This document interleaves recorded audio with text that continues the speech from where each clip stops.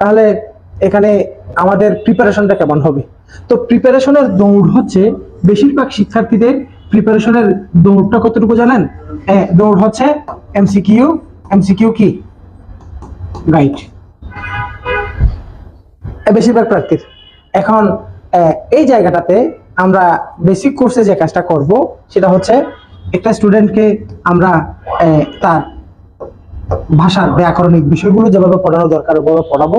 এখানে আমরা কয়টা স্টেপ রেখেছি, কি রেখেছি, বিষয়গুলো আসবো।